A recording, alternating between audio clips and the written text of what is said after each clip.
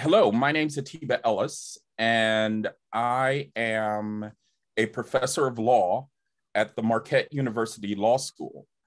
I write primarily around issues of election law and voting rights, as well as around critical race theory and legal history. And even though this might be a little bit of an extended introduction, it's relevant that you know that prior to coming to Marquette Law School, I spent 9 years as an associate and then full professor at the West Virginia University College of Law. That's awesome. And the critical race theory has come up quite a bit in relation to the 1619 project and in our discussion, as I bet you could imagine. So we're going to discuss today your paper, Pauley versus Radcliffe, a new way to address an original sin. And I had never heard of course, as a layperson, never heard of the Pauley Radcliffe case. So maybe you could kind of explain what that was and why we're talking about it. Sure. It was a singular and remarkable event, and certainly made the press in West Virginia in 2012 when the hearing was heard. And I'll tell you the story in the sense of how I heard about the case. So I was in my office, and I think I wasn't in my office. I was on spring break in 2012, and I was checking voicemail as one does. And I got a message from the gentleman who was ultimately the progenitor of this entire lawsuit, James Hale. And Mr. Hale left this message. I can't recite it verbatim, but I do remember the phrase, we thought you might be interested in this slave case. I'm like, slave case? I mean, does he mean human trafficking? Does he mean, and where is Wayne County, West Virginia anyway? I called Mr. Hale back, and I did a little bit of investigation and realized that several weeks from spring break, and this was basically the weekend leading up to Easter that year, there was going to be a hearing on Good Friday in Wayne County, West Virginia, in the city of Wayne, around a slave case. And at that point, I was both perplexed and intrigued. And I called my research assistant and said, all right, so I just learned this story.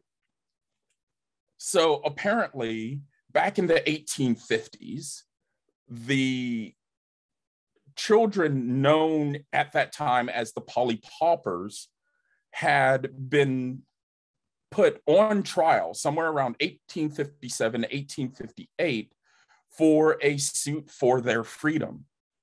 And apparently this trial was not concluded, not inconclusive, not adjourned to another time, but literally a docket had proceeded.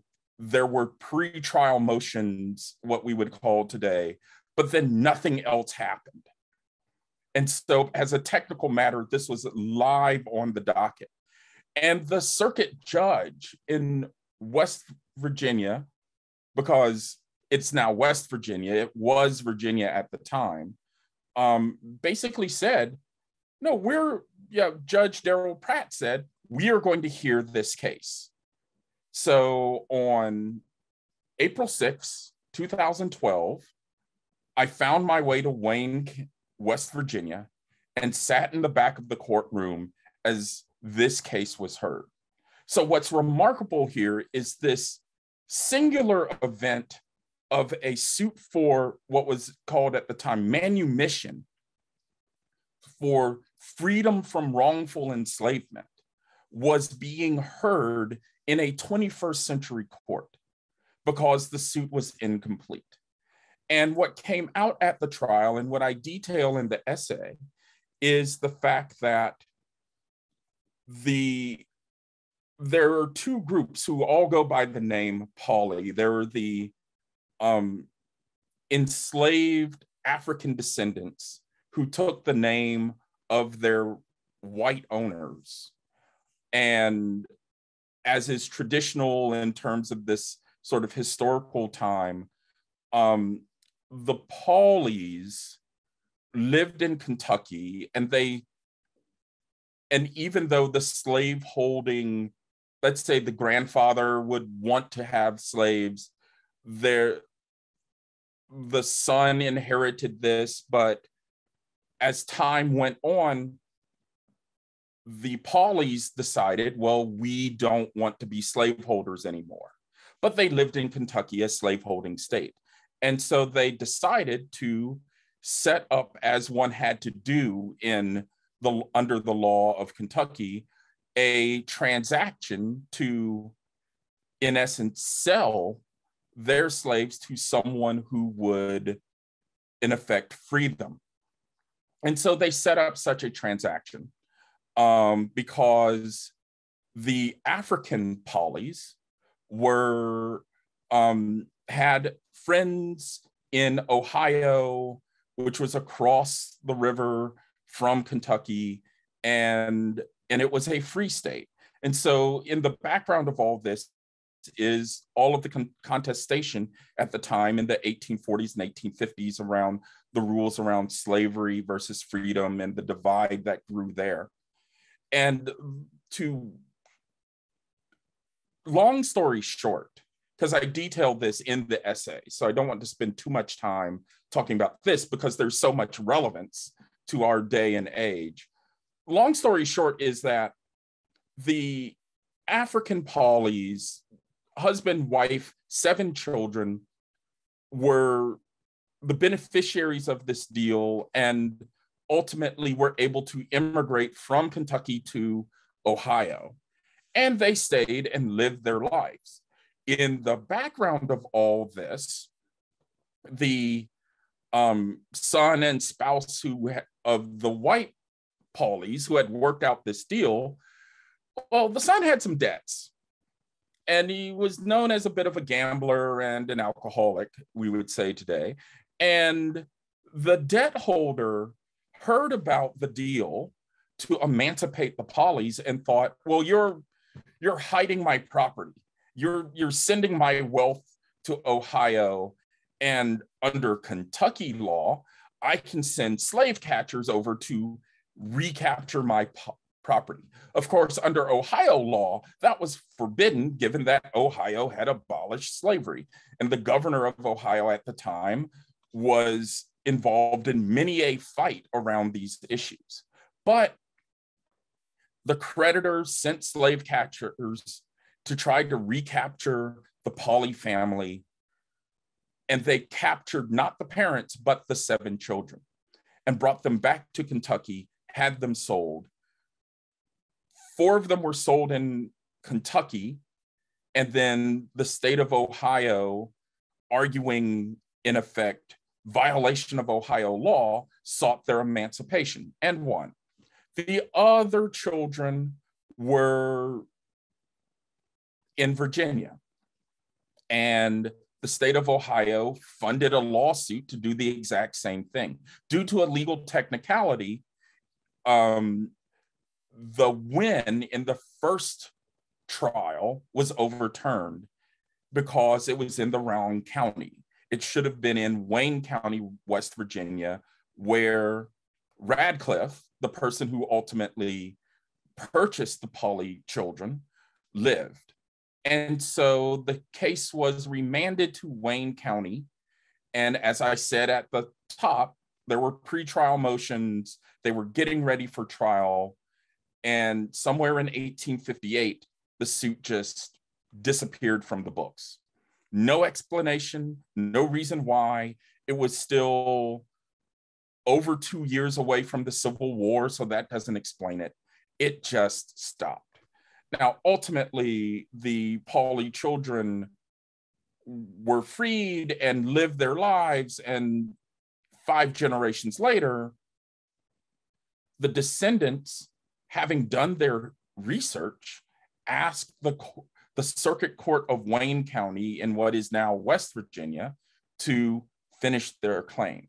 And so that day, April 6th, 2012, the court heard the evidence, because there was a prior trial, both in the wrong county in Virginia and in Kentucky. And the plaintiff's attorney pursuing the case did all the historical research, brought all that evidence together, and told the story. And then one of the other members of the bar told the story that of the theory of wrongful, squirreling away of the property held in slavery. Now, I'm stuttering here for a second, because every time I hear myself say wrongful transfer of property, my back of my head says, yeah, but you're talking about people.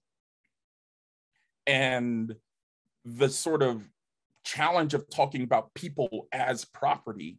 And because I mentioned I do the law of democracy mainly, but I also teach property law. And every time we have this sort of conversation in my property law class, that people were in and of themselves property up until the passage of the 13th Amendment, it gives my first year law students a moment of pause.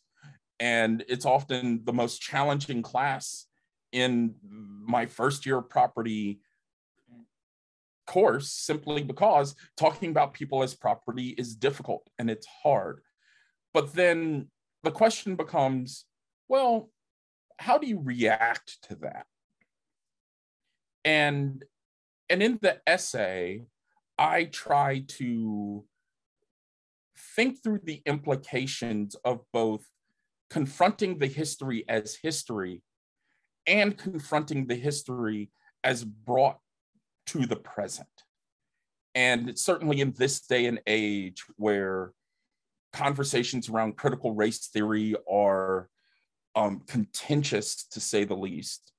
And to be honest, they're a parody of what critical race theory is actually about. It sort of illustrates part of this point, that all of these debates, when confronted with the harsh realities of the history of slavery, elicit a range of reactions.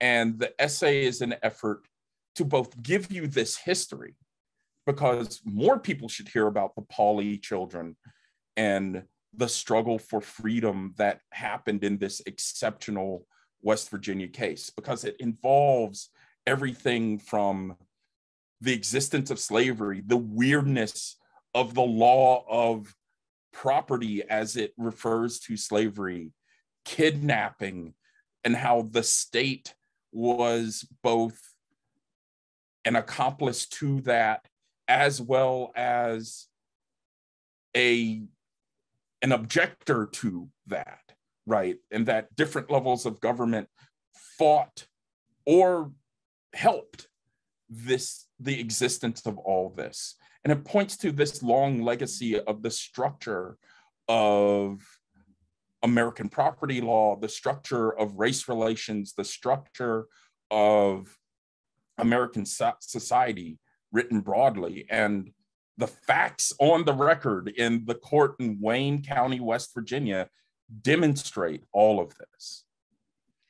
Yeah, and in reading the summary that you wrote, I think there's a great movie in there where because there's that intrigue between whether or not the son who inherited was actually trying to was in cahoots with the slave trader, or was he really trying to protect his property and that whole thing? But right, which way did he go? was he trying to play both sides against the middle? Right. In terms of allowing this manumission, but maybe also encourage the slave catcher. It would be a better film than Gone with the Wind, I'll tell you that. It would, yeah. Especially with the resolution 120 years later. So I want to get back to kind of what you were talking about, which is the lenses through which this case could be read. And you kind of outline them as post-racialism and the dominance or discontinued relevance of slavery, critical race theory, and the reparations movement and kind of the present day remedy for slavery. And I know that this case is singular and very unique and probably doesn't serve as a blueprint for everything. But it's an interesting way to kind of, as you said, move through these different ways of seeing 21st century way of looking at the past. Right. And I think that's a good way of thinking about it. It is a singular case. Highly unlikely that a search of records and coordinating those records with ancestry, not impossible, but it would require a lot of time and resources. But I think it's more important to think about, and in a way, early on in the essay, I talk about when I told this story to friends and colleagues, the range of reactions that I got and how that reflects that sort of typology that you note there. And certainly in thinking through the first set, right, sort of thinking about the relevance of racism and post-racialism. And because, that reaction is to say, well, okay, that was interesting, but that was 1858. There's no point in talking about today that piece of history. We are well past that, so to speak. And that's the idea of post-racialism, right? The idea that, yes, maybe there was a racial problem in the United States in the past, but we are beyond that today. And certainly, oftentimes, people will point to, say, the election of Barack Obama as 44th president of the United States, a man of African descent becoming president. For the holder of the post-racial view, that represents, well, proof positive that American society is not bound by racial strictures. And certainly that embraces a way of telling a story about racism as a story that is not only in the past, but that is truly overcome, truly abolished, right? And so this affects the entirety of the political spectrum. Certainly someone from a conservative perspective, who in, our lifetimes is often villainized as the proponent of racial policies, racist policies, I should say. And as that sort of person, to recognize a point of racial triumph, whether because of the abolition of those policies that were deemed racist or even despite such racist policies, is a moment to say, well, the ship has righted itself. We're okay. Can we stop having this conversation? And in that sort of imagined conservative villain, they're in essence saying, okay, it's over. I get to be off the hook. Let's talk about other things. And that's the sort of narrative you see in the news these days, which is what it is. But certainly the liberal imagination has its own view of post-racialism. The sort of, in thinking about like the old civil rights marching song, we shall overcome, now becomes we have overcome. We overcame, right? And that way, now that we've fixed racism, we can fix other things like class or sexism or other things like that.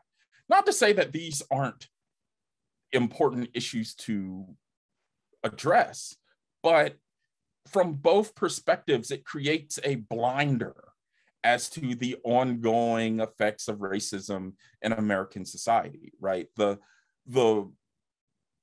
decision, whether we see it in the courts or we see it in popular culture, to basically say, well, hey, all of this has changed, so we can now think about it differently. It's enticing, it's alluring, it's a feeling of, I don't have to fight anymore. And that is great. But one of the truths in our society, though, is that, especially when it comes to the effects of structural racism embedded in the law, is that racism doesn't go away, it just transforms. It takes the guise of neutrality. And so being unwilling to confront those sorts of things, and you hear it in the CRT debates now, right? Sort of, they're talking about racism in order to be divisive and intentionally demonize people. And it also makes the mistake that racism is an individual thing. Just because I don't speak in racist ways or think in racist ways or have what I might consider a personal racist intent doesn't mean that that's racism, right? And certainly scholars in law and sociology and history have pointed out that you can have racism without racists, because you can have a racist structure in and of itself. But like I said, too, the liberal imagination falls prey to this as well. And the critique here is thinking that other remedies, for example, race gets paired against class a lot, right? And there are a lot of people who argue that, well, if we fix the maldistribution of resources, then we can fix all the other problems, including racism, or instead of racism. This is the temptation of post-racialist thinking. But, and I keep leaning to it, so let me just say it outright. A critical race theory perspective starts from the premise that racism not only transforms and changes, it's those transformations and changes and rearranging of the structures in order to achieve a similar effect of racial subordination, that endures in and of itself, and it has a momentum notwithstanding anyone's intent. Now, certainly there are those who do have that intent, and just think white supremacists marching in Charlottesville a few years back, who are all but saying, we want a racial hierarchy with us on the top, right? That is a kind of racial awareness, right? But it is clearly a kind of racial awareness that the majority of American society would find disdainful. But then the question then becomes, among the rest of us, and what sort of racial awareness really matters? And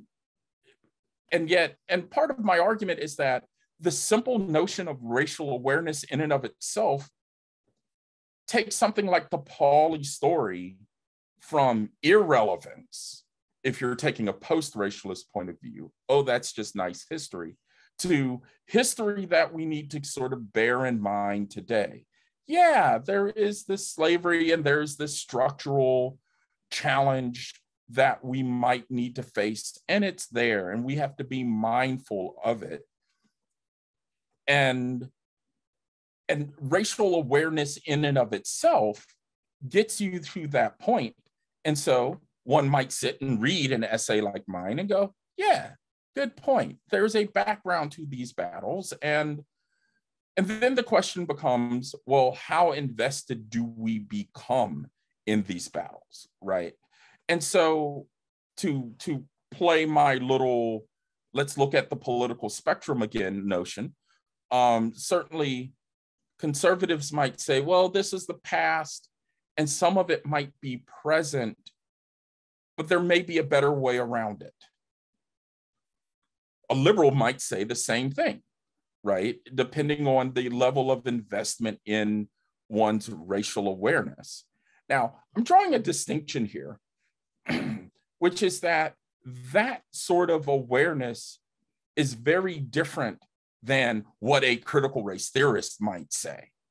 That, sort of mild awareness and engagement in and of itself might lead to a curiosity. And, this becomes an object lesson in history that we just pack into the back of our minds. But a critical race theorist would say, well, this kind of structure, and I alluded to it earlier, right? This kind of structure shapes our property system, shapes our democratic processes. It points to American constitutionalism as being built upon the political economy of slavery, right? And from that sort of CRT point of view, right, that recognizes that the past ripples forth into the present, not because anyone has a bad intent, but because the structures were put in place and the effects of those structures ripple forward because the structures continue to evolve to accomplish the purpose of maintaining a racial political economy, right? To maintain a hierarchy where the unintended consequence is to continue to replicate problems generated in slavery, carried forth in Jim Crow. And even though we may arguably be in a civil rights period, or some might say a post-civil rights period, that nonetheless those structures perpetuate themselves. So if you're invested in that, then you're invested in changing those structures directly, because the remedy is to reconsider those structures. And notice, none of that implicates any particular person or what's in their head or what the color of their skin might be. None of that is calling an individual racist. It's the recognition that the structure was premised on a hierarchy. But then we get into this difficulty, right? This difficulty of people seeing themselves today and being invested in their racial identity, and then equating that with identifying with a structure, right? One of the conversations that you hear in these debates is, in essence, well, folks are bad-mouthing the founders. And how can that be? And why do that? That is inherently divisive. So would argue people from the halls of Congress down to local school boards. Well, there's a premise there that doesn't often get unpacked, which is your identification with the founders is being built on something that goes beyond the fact that those were the guys who just happened to write the document. If we treat it as just, those are the guys who just happened to write the document, and they brought a particular set of biases, given that the majority of them were slaveholders to begin with, then it makes rational sense that the Constitution was structured on a political economy of slavery. It's just an observable fact. That identifying process, that desire to identify oneself with a world of post-racialism or a world of a kind of mild political awareness of slavery, insulates the individual from a responsibility for it or a connection to it, or it creates an identity that is so invested in being the hero of one story that it just at the first instance doesn't allow thinking and the moral imagination to sort of see the structure for what it is.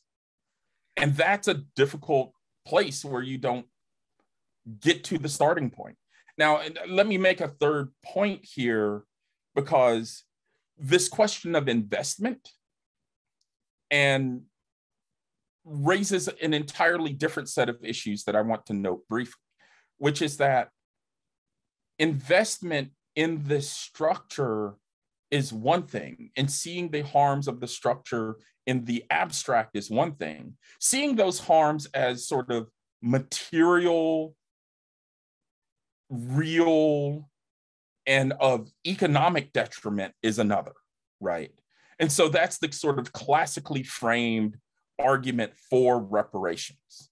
So take the Pauley children's descendants, for example. You know, one of the reactions I got in talking to people about this paper was, well, they went on 4 or 5 generations having suffered the harm of slavery. Had they been in the position of someone not enslaved, they would have had material and economic benefits, and the African descendants would have enjoyed those benefits. Isn't righting the structural wrong as much about repaying them for those benefits that they lost wrongfully because they were wrongfully enslaved after being emancipated from slavery? That's a fair argument.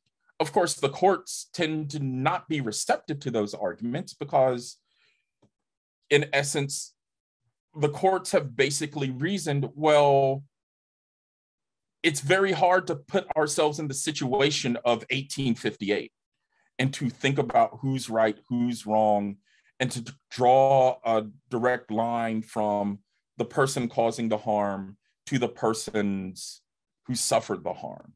And moreover, they're 4 generations gone anyway. Is that equitable? Is that fair? So those types of reparation suits have not gone far in American society. And just as an aside, in other societies, they have been feasible and possible, especially when the harm being analyzed is close to the event that happened. Germany after World War II and reparations for the Holocaust comes to mind. But in essence, it's a fair question to basically say, well, given the material reality of this harm, beyond the psychic concerns, beyond how we think about ourselves in American society, how can we compensate for this? So given those perspectives, it's hard to see how this kind of story can be helpful in our sort of traditional molds, which is why I propose a 4th paradigm, right? A suggestion, if you will, that the Pauley case brings forward. So both Judge Pratt on the record and the Pauley descendants in interviews in the press after the case stressed not only that they did not want reparations, that they did not want money, even though there are theories that could be brought to bear for that, as I've shown, but they stressed that there is a legacy that has been made clear, and that the first step in making that legacy clear is, as Judge Pratt said again and again at the trial, the goal here is to set the record straight, as if he is telling history in its unvarnished, true form. And remember, my description of the trial gave time to the narrative of the Pauley children and the narrative of the arguable wrongful slave catcher, right? So we get the whole story of this kidnapping turned enslavement turned Declaration of Liberation 120 years later. And in a way, it's about stepping back from the labels we want to put on it and saying, well, let's just recognize this for the truth of what it is. Let's think in terms of how telling that truth allows us to sort of just look around our community and be who we are, right? Because part of the record of the discussion in the courtroom was that this isn't just for the family, right? Even though the family lauded the fact that they get a piece of their history back, they get the truth of their life being told on the public record. In fact, I just love this quote from Teresa Polly Shellcroft, another one of the fourth generation descendants. I am struck by the overwhelming emotions of this entire event. To go from not knowing who you are or your roots to knowing your family history with court records to document that history, to witnessing the decision that began 160 years ago about whether your ancestors were legally free or slaves is overwhelming. And James Hell, the plaintiff who pursued this is a legacy for our family that future generations can talk about. My grandchildren can say, I sat in the courtroom as part of this story. So we get this truth telling that locates Mr. Hale, Ms. Shellcroft within the political community in light of their truth, and they get empowered because of it. But as Judge Pratt pointed out, this is also about telling Wayne County and telling West Virginia the truth of this legacy of slavery, right? To set the record straight, I think was his metaphor for we need to hold space to understand this piece of history because it tells us a little more about where we came from. And what I think here is that notion of setting the record straight, in essence, is the government. Notice, this is a collective idea. This is a collective notion of truth and reconciliation that is about the government holding space for the history to be recited and told in a credible way. And aside from declaring the Pauley children as having been free as of 1858, there's no other judgment. It's the history that we embrace for what it is. And thus, it's not a denial of slavery. It is a recognition of the physical, psychic, and material harm. And it is giving voice to voices that are silenced. The Pauley children, who otherwise would have been lost to history, get their voices heard through the judicial process meant to advocate for their rights. This kind of case likely won't repeat itself, but what if those themes were echoed and pursued as part of our collective United States in a sort of mindful and thoughtful reckoning with the legacy of slavery, right? And it's the irony that the 1619 Project evoked both this series that you and your readers are involved in, as well as the larger debates around critical race theory, precisely because it's an effort to reckon with the long legacy of how slavery impacted the United States. And And so in essence, this becomes a choice between denial and in a kind of post-racialist form versus a consciousness and a willingness to sort of work toward reparations. And not necessarily reparations in a monetary sense, but a repairing of the community through acknowledging the history upon which that community was built. And with that consciousness, then working towards a truer understanding of ourselves and a truer understanding of the structures that generate the harms of racism. To know where we want to go, we have to know where we've been. And it's that kind of truth and reconciliation that I think the Pauli case points to. And certainly it can't be like South Africa, because all of the proponents of the harm of slavery in and of itself are long gone, and and that history is history of itself. But we have that history in its unvarnished form, right? And in its complete telling. And in my mind, since I wrote this essay, a lot has happened, right? In terms of debates around, say, Confederate monuments,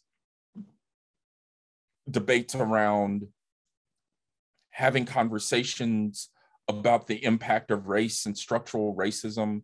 Certainly the death of George Floyd revealed the long legacy of violence. And a year ago, we were talking about having a summer of racial reckoning and that sort of thing. I think that kind of movement is important, but I think that these debates will continue to be politicized and arguably marginalized if we're not aware of the frames with which we're looking at our debates about and our understandings about the legacy of racism. And so putting those ideas on the table, post-racialism, racial awareness, a critical race theory, sharpened racial awareness, is an effort to say, look at the lens with which you are looking at racism today and ask yourself, are you in denial? Are you simply aware? Or are you affirmatively thinking through how to remedy the structures? Yes, and I think that you laid that out perfectly, and this is probably a great place to leave it, because I think, as you said, this essay you wrote is a perfect example to examine the lenses. And I think we don't think about the lenses enough. So that's one of the reasons why this essay is so great. And actually, let me end simply by saying, in this entire conversation, I never said the word colorblindness. And part of that is simply because colorblindness in some ways is a first cousin of sort of post-racialism. And I spend the bulk of my time talking about post-racialism, but I can imagine someone watching this video and asking themselves, well, what about colorblindness? What about making the concerted decision to not look at race, as is often sort of parodied, who is the comedian Stephen Colbert often in his comedic parody saying, well, I don't see race. I don't see color. I don't know what color I am myself, and so forth. So that might be appealing as an aspirational notion. right? I have friends who have said to me that they, for example, want to raise their kids without racism. They want to raise them in a colorblind way. I think that idea conflates two things that should not be conflated. Certainly, we all desire to live in a world without racism. Nobody, except the white supremacists, say, would debate that idea. The argument is about how do we get there? And there are folks who, from the Supreme Court on down to my neighbors down the street, might say, well, the way to stop being discriminatory on the basis of race is to just stop.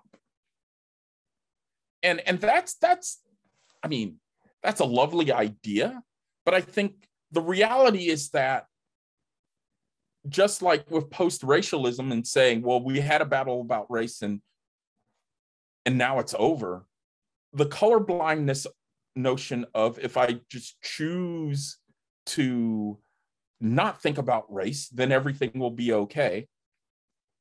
That notion similarly both confines racism to an individual's choice and conscious notions, which is